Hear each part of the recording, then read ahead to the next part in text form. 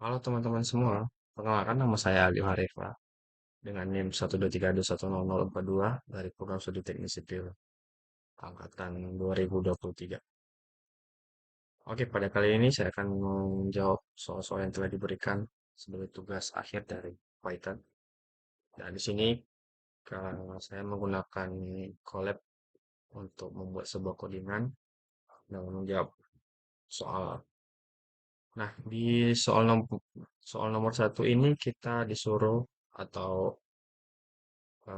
tugasnya adalah menganalisis kekuatan boton akibat penambahan bahan adiktif. Nah, sebelumnya sudah ada data Excel yang sudah dikasih, yaitu berupa hasil uji tekan dan kekuatan tarik belah dari berbagai jenis sampel metal. Di sini juga akan kita buat sebuah diagram perbandingan antara kekuatan tekan dan kekuatan tarik belah dari variasi beton campuran super plasticizer dan flyers. Oke, untuk tugas pertama, kita harus menampilkan data yang dikasih. Data yang dikasih menggunakan pandas atau kita buat aliasnya PD, teman-teman. Kemudian, eh, untuk mengupload sebuah data, saya memanggil sebuah data itu dengan menggunakan upload files. Kenapa harus upload files? Kita bisa saja menggunakan mulai Google Drive, tapi kalau di Google Drive kita harus connect ke Google Drive juga, dan namanya itu harus sama. Kalau tidak, maka datanya itu akan error. Nah, pada tugas pertama kita menggunakan modul Pandas. Nah, teman-teman, modul Pandas. Oke, sudah ingat. Dan Pandas ini memuat dan membaca data Excel. Nah, kemudian untuk file upload ini, yang pertama file upload digunakan untuk memunculkan dialog yang memungkinkan kita mengunggah file dari komputer lokal. Setelah file diunggah, kita akan mengambil nama file tersebut menggunakan list upload case. Oke, list upload case. Untuk menyimpan nama file sebagai string dalam file path, kemudian file Excel akan dimuat ke dalam data frame. Nah, ini data frame yang disingkat sebagai DF. Kemudian,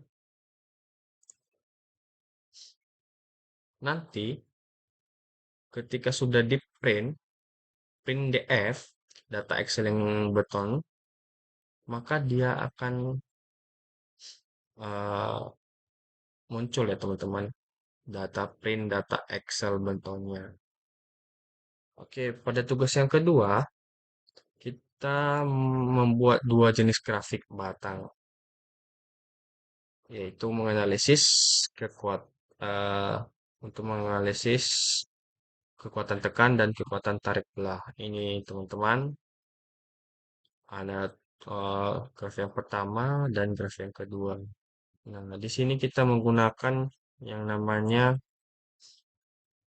PyPlot yang diimpor sebagai PLT ya. Grafik pertama menampilkan hubungan antara kolom mix dengan compressive strike dengan batang berwarna biru.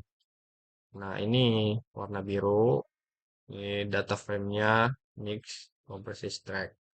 Kemudian pada grafik yang kedua menampilkan hubungan antara mix dan split tensile dengan batang berwarna merah.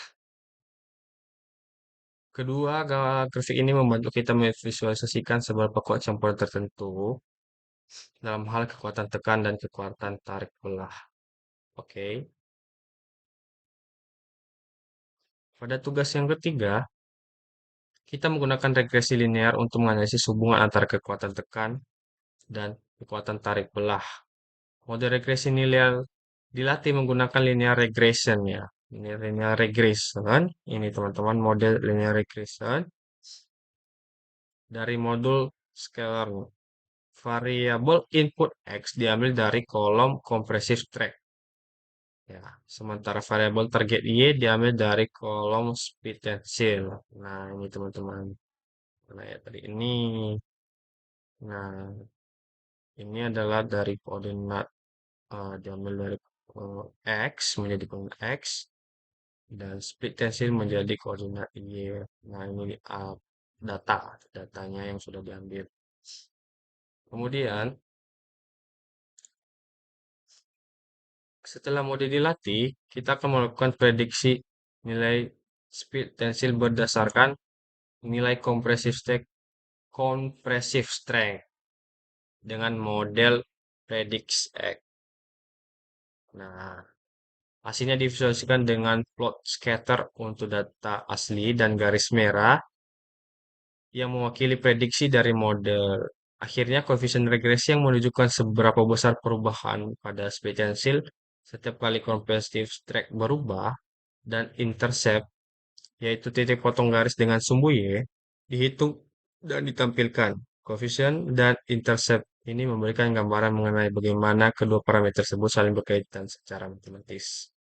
Nah, ini data biru, data grafi yang tugas kedua tadi, ini yang merah, dan ini adalah tugas yang ketiga, teman-teman.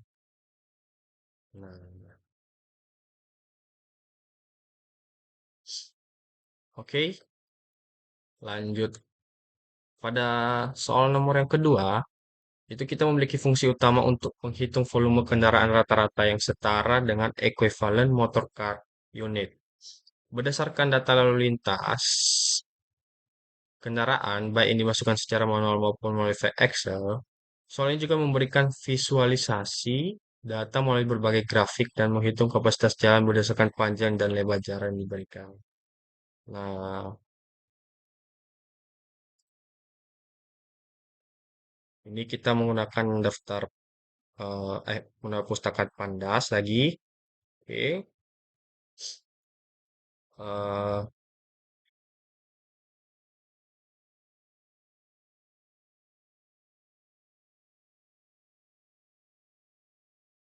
Pertama-tama, kode dimulai dengan mengimpor beberapa pustaka Python yang diperlukan. Nah, ini tadi yang saya sebut Pandas, teman-teman, yang kita gunakan. Untuk menangani data Excel, NumPy untuk perhitungan numerik, Matplot, Lib, Report untuk membuat grafik, dan file dari Google Colab, digunakan untuk mengunggah file dari sistem lokal ke Google Colab. Nah, fungsi utama dari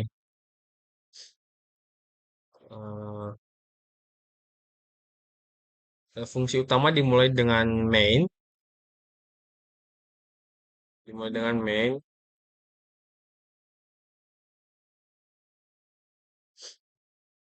input manual, oke, dimulai dengan mail,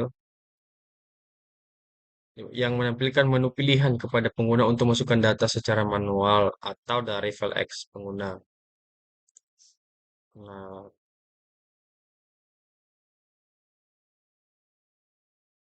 jika pengguna memilih opsi pertama, fungsi input manual, ini manual, nah,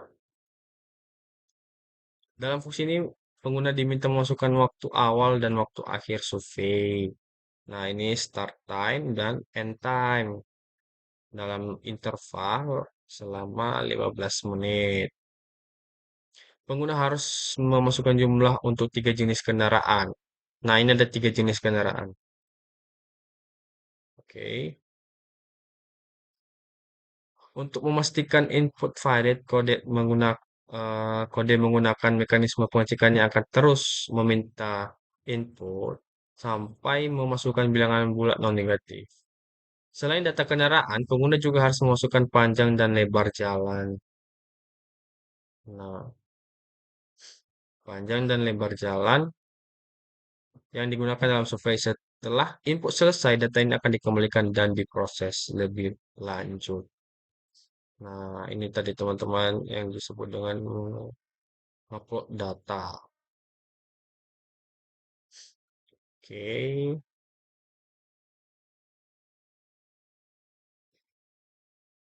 ini datanya. Lanjut soal nomor 3. Oke, Nah, pertama-tama pada soal nomor 3 ini kita dimulai dengan mengimpor beberapa pustaka Python dulu yang kita gunakan seperti Pandas, tadi NumPy, Numeric Matplotlib, dan file dari Google Colab digunakan. Fungsi ini bertujuan untuk memuat file ya, untuk memuat file Excel yang diunggah setelah data dimuat menggunakan Pandas, Red Excel, dilakukan pembersihan nama kolom dulu teman-teman. Dengan menghapus spasi yang tidak diperlukan menggunakan str titik strip. Hmm.